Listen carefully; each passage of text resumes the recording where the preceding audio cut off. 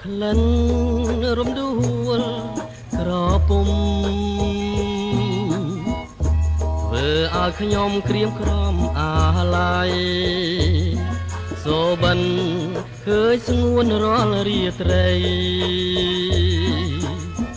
ឆ្លងឆ្លើយសំដីក្នុងន័យស្នេហាអក្លិនក្រពុំដួងចិត្ត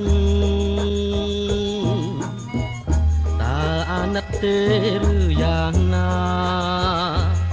5ម៉ោងកុំឲ្យបងខ្លោចផ្សា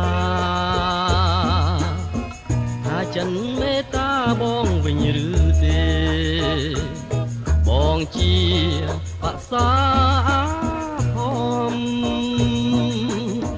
ថាហើយច្រៀង5ពីចិនស្នេហ៍ទូខំបំភ្លេងក៏មិនភ្លេងដែរជាគូបពេឬយ៉ាងណាសូមក្លិនក្រពុំប្រណីប្រាប់មកស្រីសបងសងកាបើអូនអាណិតសូមវាចា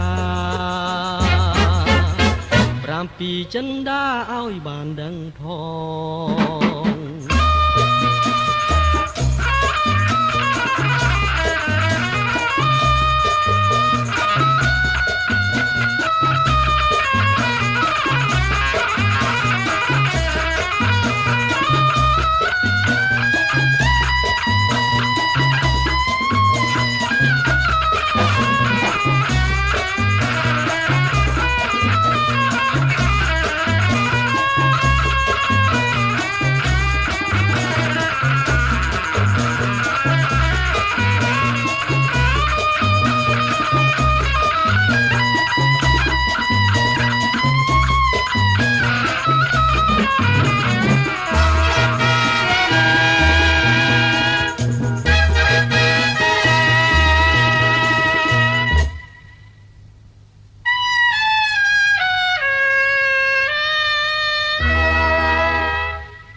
ក្លិន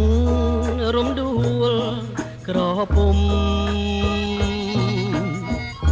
ធ្វើឲ្យខ្ញុំក្រៀមក្រំអាឡ័យសូបិនឃើញស្ងួនរាល់រាត្រីឆ្លងឆ្លើយសំដីក្នុងន័យស្នេហាអក្លិនក្រពុំលួងចិត្តអាណិតទេឬយ៉ាងណា5ម៉ោងកុំឲ្យបងខ្លោចផ្សាថាចិនមេត្តាបងវិញឬទេបងជាបក្សាធំ